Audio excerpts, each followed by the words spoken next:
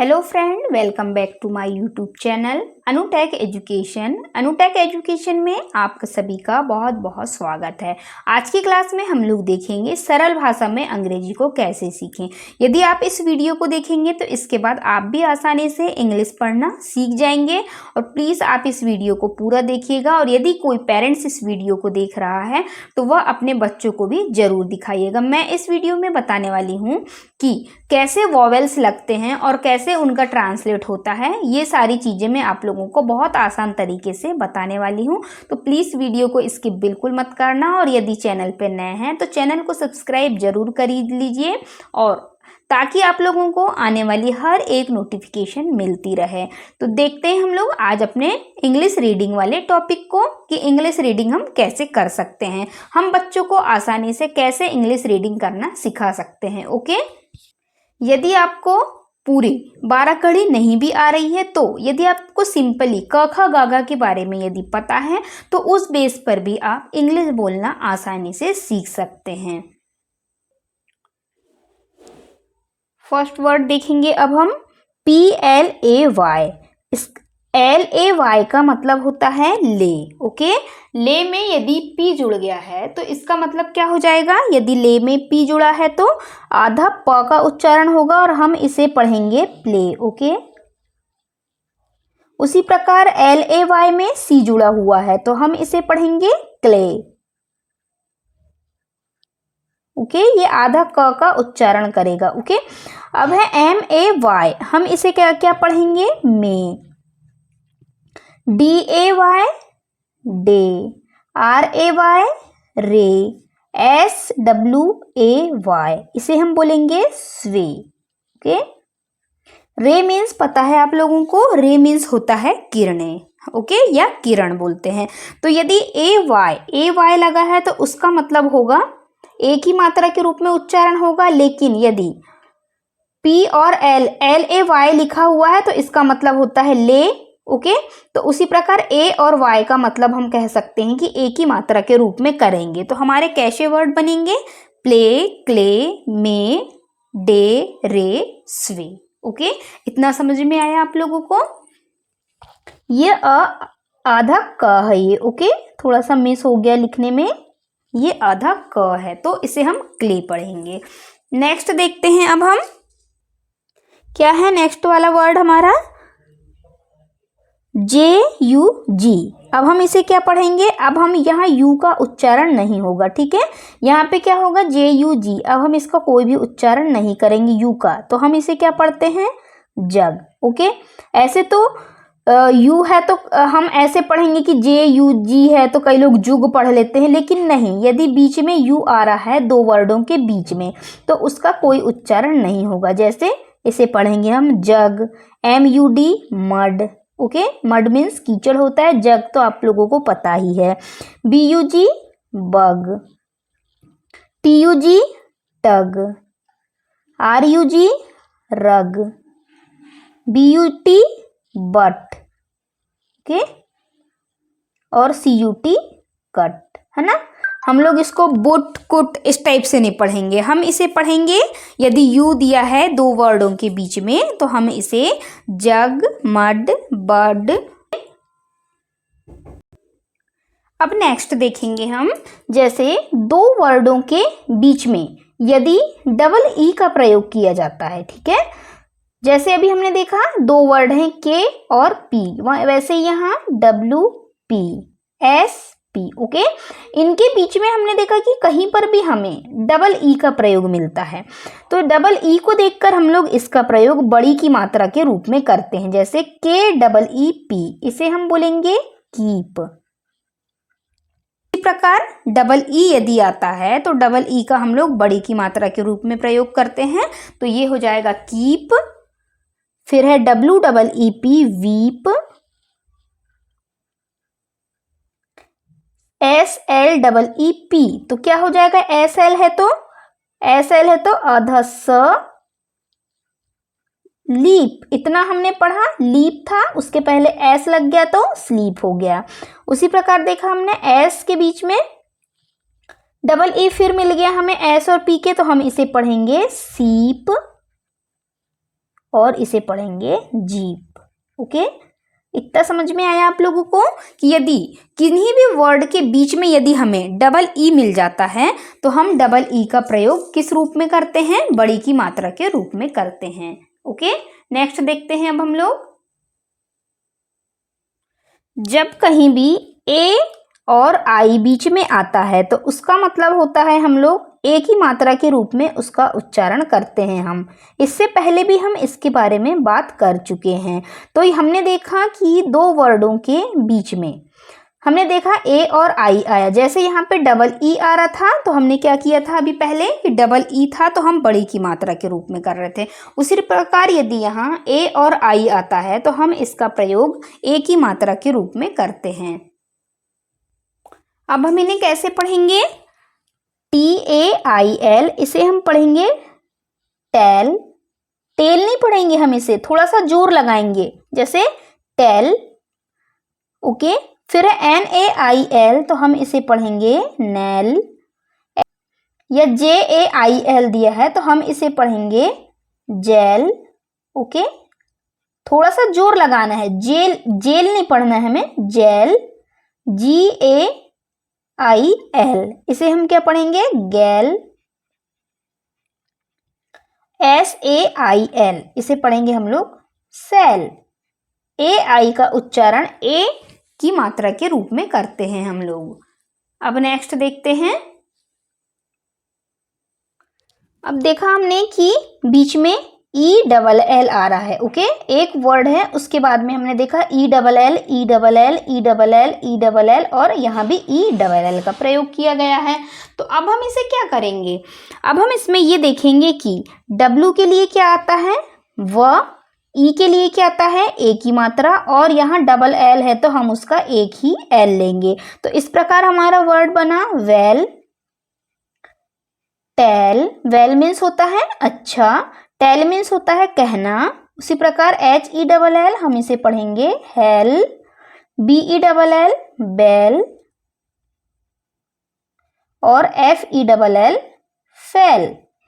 Okay, यहाँ हम double L को दो बार नहीं पढ़ेंगे, यहाँ सिर्फ सिंगल एल का प्रयोग किया जाएगा। तो हमें पता है वेल मीन्स होता है अच्छा, टेल मीन्स होता है कहना, हेल मीन्स होता है नर्क। उसी प्रकार हम देखेंगे बेल, बेल मीन्स होता है बजाना, और FELL फेल, फेल मीन्स होता है गिरना। नेक्स्ट वर्ड देखते हैं। हो सकता है आपने 12 कड़ी में पढ़ा होगा इसे, है ना। अब देखेंगे हम किन्हीं वर्डों के बीच में यदि AL लिखा हुआ होता है तो यहाँ पे L साइलेंट होता है, यहाँ हम L का कोई भी उच्चारण नहीं करते हैं। तो इसमें हम कैसा वर्ड बनेगा हमारा, अब हम देख लेते हैं इसको। जैसे TAL के तो हमने सिंपल क्या किया, T के लिए ट लिख दिए और K के लिए हमने यहाँ क लिख दिया। ओके, अब हमने देखा ए है तो ए के लिए हमने आ की मात्रा लगा दिया और यहाँ पे एक चंद्र बिंदु लगा दिया। तो यहाँ हमने एल का कोई भी उच्चारण नहीं किया, मतलब हम इसे कैसे पढ़ेंगे अब टाक। ओके, उसी प्रकार अगला है हमारा वाक। यहाँ पे भी हम इसको वाल्क नहीं पढ़ेंगे। ओके, इसे हम पढ़ेंगे वाक। यहाँ है चाक, पाम, PALM पाम, और CALM इसे हम पढ़ेंगे काम। ओके, ये क है ये। तो हम यहाँ पे हमारा L साइलेंट होता है। तो आपको इस चीज का हमेशा याद रखना है कि जब भी कभी आपको बीच में AL वाले वर्ड मिलते हैं तो उसमें हम लोग L को साइलेंट रखते हैं और टाक, वाक, चाक, पाम और हम लोग काम का प्रयोग करते हैं। ओके, यहाँ पे ये एल नहीं है, ये मिसप्रिंट हो गया है। ओके, तो PALM पाम है। अब हम देखते हैं अगले वर्डों को। देखा हमने कि जब भी दो लेटरों के बीच में डबल ओ का प्रयोग किया जाता है, देखिए ये डबल ओ है, यहाँ डबल ओ का प्रयोग किया जाता है तो हम इसमें छोटा ओ की मात्रा का उच्चारण करते हैं। जैसे BOOK तो हम इसे क्या लिखेंगे बुक। ओके, हम इसे बुक नहीं बोलेंगे। अब BOOK मतलब हमें ऐसे तो पता है, हमने 12 कड़ी में पढ़ा है, यदि डबल ओ आता है तो डबल ओ का प्रयोग हम लोग बड़ा ओ की मात्रा के लिए करते हैं, लेकिन यहाँ हम लोग वैसा नहीं करेंगे। यहाँ इसका सेंस निकलेगा छोटा ओ की मात्रा के रूप में, BOOK।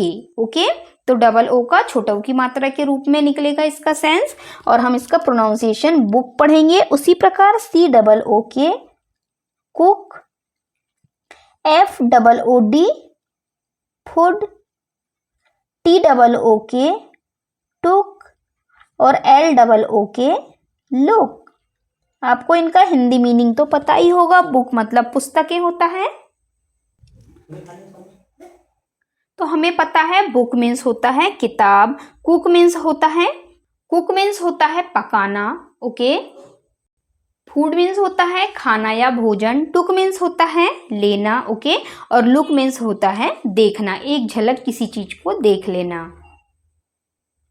अब हम देखेंगे कि यदि लास्ट में EAR लिखा मिलता है हमें कहीं भी, देखिए यहाँ भी EAR है, यहाँ भी EAR, यहाँ भी EAR, तो इसका मतलब क्या होता है? तो इसका मतलब हम लोग छोटी की मात्रा के रूप में करते हैं, ओके।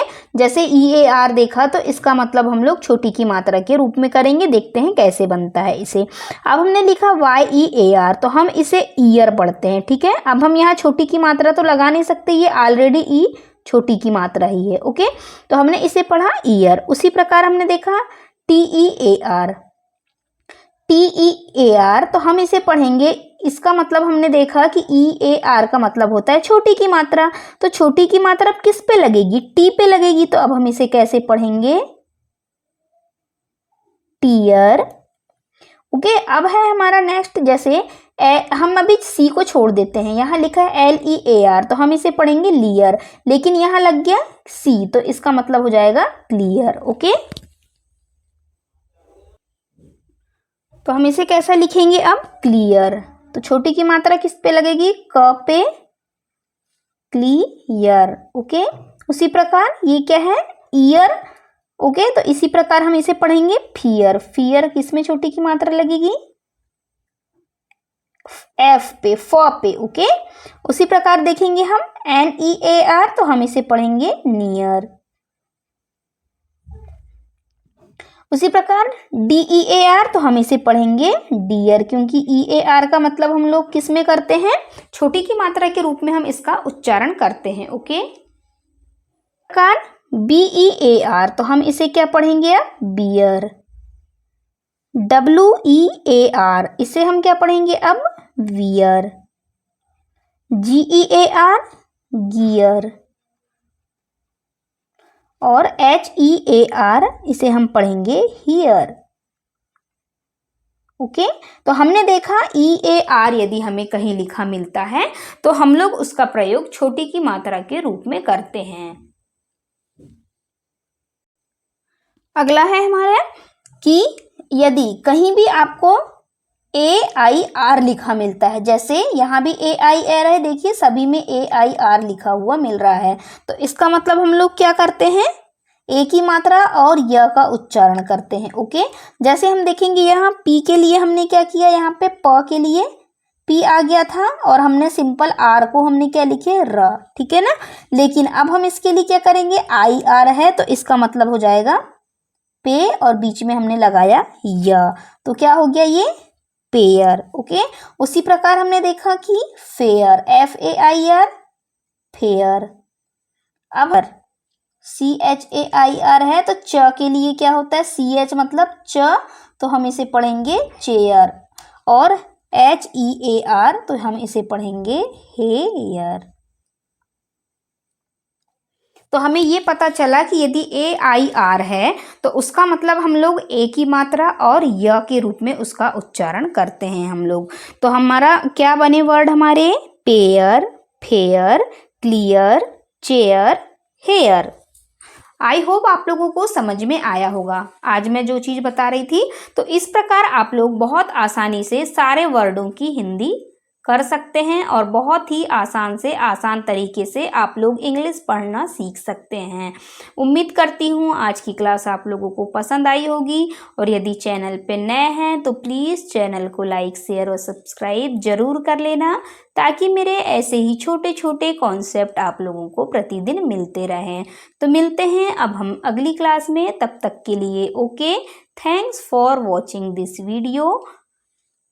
आप एक बार इस वीडियो को फिर से देख लीजिएगा ओके स्टार्टिंग से, ताकि आप लोगों को बहुत आसान से आसान तरीके से समझ में आ जाए। मिलते हैं हम अगली क्लास में। Okay bye.